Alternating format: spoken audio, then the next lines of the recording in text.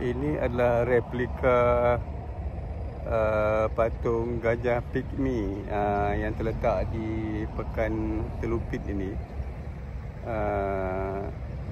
Pekan Telupit ini sebenarnya terletak di atas bukit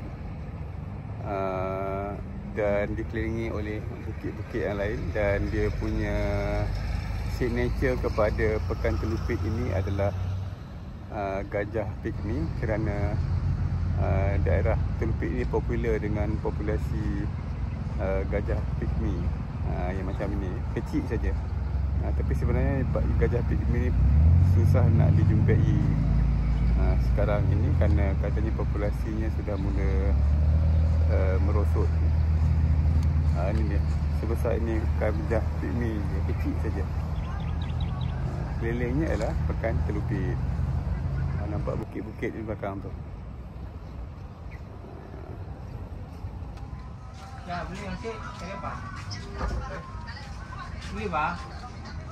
Kipas, power bank, kuslik, dik.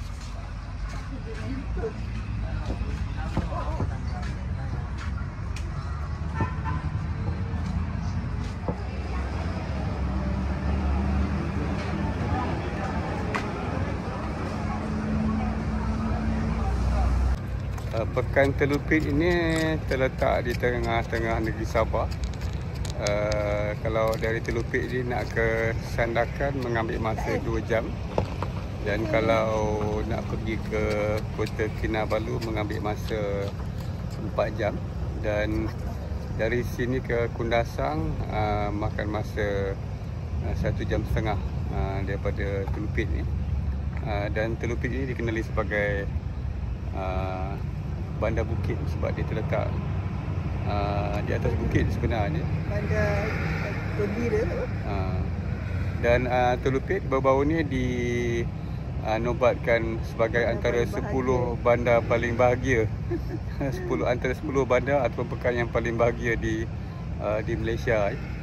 Saya tak tahu kat mana bahagianya, tapi kami berada di Telupit ini cuacanya sangat nyaman.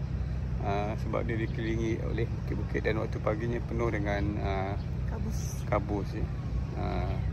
So ini kami berkesempatan untuk berada di pekan yang dianggap antara 10 yang paling bahagia di Malaysia, di Sabah.